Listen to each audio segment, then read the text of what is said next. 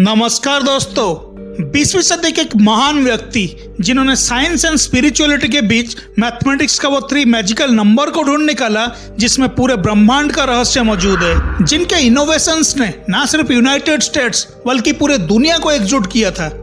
इनके बायोग्राफी किसी super duper hit movie से कम नहीं है। ये कहानी है एक ब्रिलियंट कैरिस्मेटिक इमिग्रेंट की जो अपनी अमेजिंग टैलेंट की वजह से सेलिब्रिटी की ऊंचाई तक तो पहुंच गया, लेकिन फिर अपने ही विजनरी आइडियाज के कारण उनकी लाइफ में से ट्रेजिकल डाउनफॉल हुआ जिससे वो कभी उभर ही नहीं पाए। The father of alternating current, coil, turbine, remote, neon lamps and hydroelectric power जैसे 300 से भी ज्यादा पैटेंट के इन्वेंटर निकोला टेस्ला के साथ कई मिस्ट्रीज जुड़ी हुई है, लेकिन उनके 369 नंबर की मिस्ट्री सबसे अनोखी और सबसे अलग भी है, जिसे टेस्ला कोड कहा जाता था। और उनका ये दावा था अगर कोई ये 369 नंबर की मिस्ट्री को सॉल्व कर लिया तो पूरे ब्रह्मांड को डिकोड कर सकता है।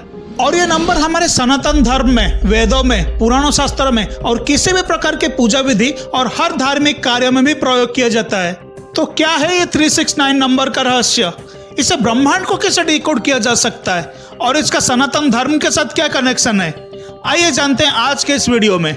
दोस्तों, निकोला टेस्ला का मानना था कि ब्रह्मांड के हर जगह मैथमेटिक्स उपलब्ध है, चाहे वो ब्रह्मांड की बड़े से बड़े गैलेक्सी हो या फिर छोटे से छोटे स्टोन। हर वो स्ट्रक्चर में हमें कुछ ना कुछ पैटर्न्स देखने को मिलता है, जिसे Nikola Tesla the blueprint of God कहते थे। उन्होंने नेचर से ऐसे ऐसे पैटर्न ढूंढे जो हर छोटे और बड़ी चीज को जोड़ता है, चाहे वो स्नेल की आकार हो या पत्तियों की शाखाएं, जानवरों की स्किन पर देखे गए डिजाइन हो या फिर बड़े बड़े गैलेक्सीज एंड स्टार्स, पाए हो, गोल्डन रेस हो या फिर फिबोनाची सीरीज।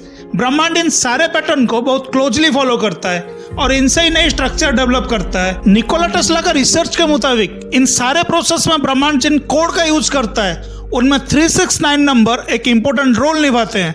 जैसे हमारे इवोल्यूशन थ्योरी को देखे तो पहले एक सेल थी, वो डिवाइड होकर 2 सेल बने, 2 से 4, 4 से 8 और फिर 8 से 16 बना। इस तरह जो डिवीजन हुआ उससे आज हम मल्टीसेलुलर ऑर्गेनिज्म को देखते हैं। तो नेचर ने जो भी किया है इसमें भी एक पैटर्न छुपा है। अगर इसे और डिटेल में समझना है तो हमें इन नंबर्स का डिजिटल रूट को समझना होगा।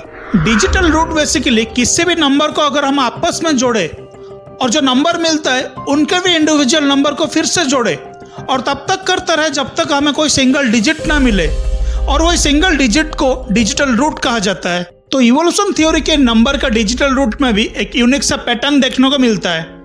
ये एक सीरीज बन रही है 1 2 4 8 7 5 और ये बार बार रिपीट भी हो रहा है, लेकिन इसमें कहीं भी 369 नंबर नहीं आता है। इसका दूसरा एग्जांपल में वो दुगना करने की जगह आधा करते हैं, जैसे 1 का आधा किया, उसका आधा किया, फिर उसका भी आधा किया, तो उसमें भी एक सीरीज बनती है 1 5 7 8 4 2 और ये भी बार बार रिपीट होता है और इसमें भी 369 नंबर नहीं आता है। इसलिए निकोला टेस्ला ये 369 को 3 डायमेंशन का नंबर नहीं मानते हैं, वो इसके ऊपर का डायमेंशन का नंबर मानते हैं। अब इस पैटर्न को निकोला टेस्ला ने एक सर्कल पर बनाया और उन्होंने 9 डिजिट को क्लॉकवाइज 1 से लेकर 9 तक उस सर्कल में रखा।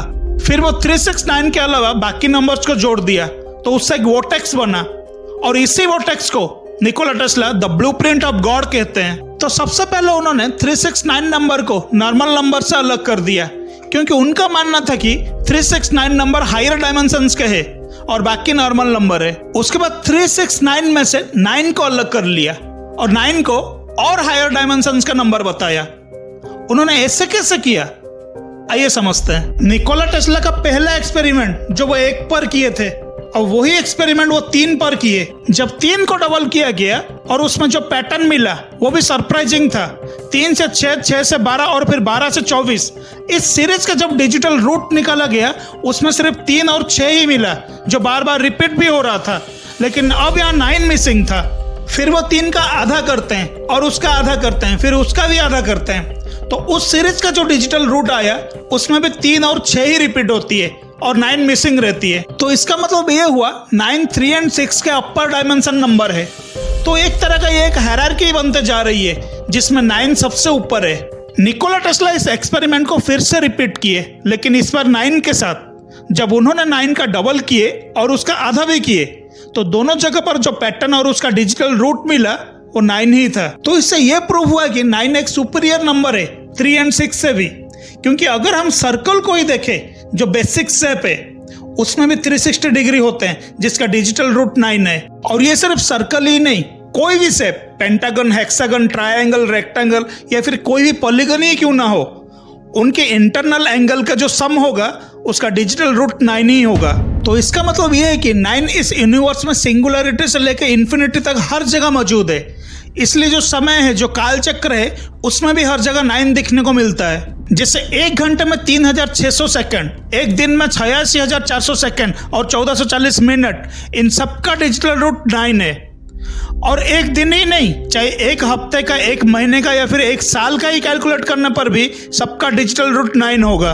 तो इससे यह साबित होता है कि साइंस एंड मैथमेटिक्स के हिसाब से ब्रह्मांड के स्ट्रक्चर में 369 किस प्रकार अपना रोल निभाते हैं। लेकिन यह एक सवाल खड़ा होता है, मैथमेटिक्स का ये 3 सिंपल नंबर स्पिरिचुअलिटी में, हमारे सनातन धर्म में इसका मान्यता क्या है? आइए जानते हैं। जब हम स्पिरिचुअलिटी के बारे में बात करते हैं तो हमारे सनातन धर्म में उपनिषद और दर्शन, ये दोनों बहुत बड़ी भूमिका निभाते हैं। सनातन धर्म में स्पिरिचुअलिटी का मतलब अध्यात्म। अगर हम अध्यात्म वर्ड को ध्यान दें तो ये आदि उपसर्ग से बना है। आदि का अर्थ अधिकरण से आता है। अधिकरण यानी किसी चीज में या किसी चीज के अंदर। तो जब हम अध्यात्म की बात करते हैं, इसका मतलब आत्मा में या आत्मा के अंदर। तो कोई ऐसी चीज है जो आत्मा में निहित है, उसका ज्ञान या फिर उस चीज के बारे में जानना ही अध्यात्म है। और अध्यात्म में 9 नंबर को बहुत पवित्र माना गया है। इसका महत्व और मान्यता भी बहुत है। 9 को ही अनंत यानी इन्फिनिटी और 9 को ही शून्य यानी 0 बोला गया है। और ये सिर्फ कहने की बात नहीं है, मैथमेटिकली किसी भी नंबर्स में से अगर 9 डिजिट को हटा दे और उसके जगह 0 रिप्लेस कर दे तो उसका डिजिटल रूट नहीं बदलता।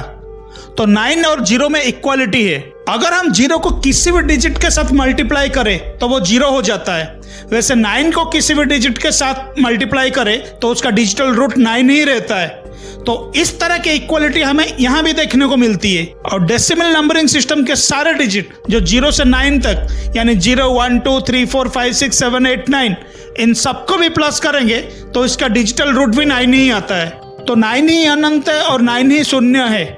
ये एक दूसरे पर शुरू होते हैं और एक दूसरे पर ही खत्म हो जाते हैं। और हमारे सनातन धर्म में अनंत और शून्यता को एक ही माना गया है। जो ब्रह्मांड इतना अनंत है वो एक समय में एक सिमिलरिटी में विलीन हो जाता है। 9 आत्मज्ञान का प्रतीक है जो सृजन भी करता है और विनाश भी करता है। और सनातन धर्म के रीति रिवाज, पूजा पद्धतियां, धर्म कार्य और जो पुराण शास्त्र ग्रंथ है उसमें भी 9 नंबर का मान्यता बहुत है। माना जाता है 9 नंबर यूनिवर्स में एनर्जी और फ्रीक्वेंसी को कंट्रोल करता है।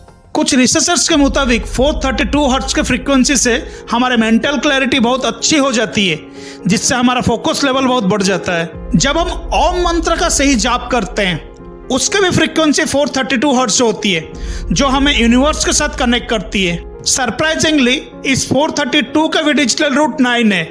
और इसमें इतने मिस्ट्री है कि जब हम मिस्ट्री ढूंढने लगते हैं तो इसमें नए नए पैटर्न्स देखने को मिलता है। कुछ लोग तो ओम को 369 नंबर में बनाकर देखा है। जब हम मंत्रों का जाप करते हैं तब हमें अक्सर बताया जाता है कि मंत्रों का जाप 108 बार करनी चाहिए। हमारे यहाँ 18 पुराण है, भगवत गीता में भी 18 अध्याय है, महाभारत का युद्ध भी 18 दिन तक चला था। और इन सब का डिजिटल रूट 9 है। अगर हम इसे तंत्र शास्त्र के हिसाब से देखें तो उसमें हमें 2 तरह के मेन एनर्जी मिलता है, फेमिनाइन एंड मैस्कुलाइन, जिसे स्त्रीलिंग और पुल्लिंग कहते हैं, यानी पुरुष एंड प्रकृति। पुरुष में त्रिदेव आते हैं, ब्रह्मा, विष्णु और महेश, और उनका ही कॉरस्पॉन्डिंग प्रकृति यानी त्रिशक्ति, सरस्वती, लक्ष्मी और माता पार्वती। इस ब्रह्मांड को सनातन धर्म में 6 शक्तियों ने बनाया है जो 3-3 में विभाजित है। और यहीं से हमें पता चलता है कि 3 और 6 भी कितने इंपॉर्टेंट है। साथ ही हमारे पूजा विधि में भी 9 ग्रहों की पूजा होती है। हम 27 नक्षत्रों को मानते हैं। नवरात्रि में माता के 9 रूप के पूजा होता है। और हमारे शरीर में भी 9 द्वार है। जब कोई घर या किसी मंदिर का स्थापना होती है तो उसके नींव में 9 तरह के रत्न और 9 तरह के अनाज डाले जाते हैं। और दर्शन शास्त्र में भी हमारे यहाँ 9 सार्वभौमिक तत्व यानी यूनिवर्सल एलिमेंट्स माने गए हैं। पृथ्वी, आकाश, जल, वायु, अग्नि, अंतरिक्ष, समय, आत्मा और मन। और इन सबका डिजिटल रूट 9 है। सनातन धर्म में 4 युग माने गए हैं, सतयुग, त्रेता युग, द्वापर युग और कलयुग। और शास्त्रों के हिसाब से हर एक युग का जो अवधि है उन सबका डिजिटल रूट भी 9 है। इनफैक्ट प्रकृति भी 9 नंबर को बहुत ऊपर रखा है। एक शिशु भी माँ के गर्भ में जन्म लेने में 9 मंथ्स का समय लेता है। तो निकोला टेस्ला की रिसर्च और सनातन धर्म को देखकर ऐसा लगता है कि 9 कहीं ना कहीं इस ब्रह्मांड में एक इंपॉर्टेंट रोल निभा रहा है।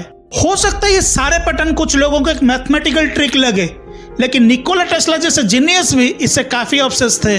और स्वामी विवेकानंद से मिलने के बाद Nikola Tesla law of attraction में काफी ज्यादा बिलीव करने लगे और वो हर जगह 369 नंबर को मैनिफेस्ट करते थे कि शायद वो इसकी मिस्ट्री को सॉल्व कर पाए, जिससे ब्रह्मांड के रहस्य को डिकोड किया जा सके। वो मानते थे कि माइंड हमारा एक रिसीवर है, जिससे कहीं ना कहीं ब्रह्मांड के किसी सोर्स से इंस्पिरेशन, नॉलेज और स्ट्रेंथ मिलती है। दोस्तों, हम इसे सनक भी कह सकते हैं या फिर मैनिफेस्टेशन टेक्निक, लेकिन कुछ ना कुछ तो जरूर छिपा है 369 नंबर में। इसके बारे में आप सबका फीडबैक क्या है, हमें नीचे कमेंट करके बताइए। अगर ये वीडियो आपको पसंद आया तो लाइक बटन में क्लिक करें और अपने दोस्तों के साथ शेयर करें और हमारे चैनल को जरूर सब्सक्राइब करें, क्योंकि आपके सपोर्ट से ही हमें मोटिवेट मिलता है इस तरह के वीडियो आप तक पहुंचाने में। Thank you for watching this video. नमस्कार।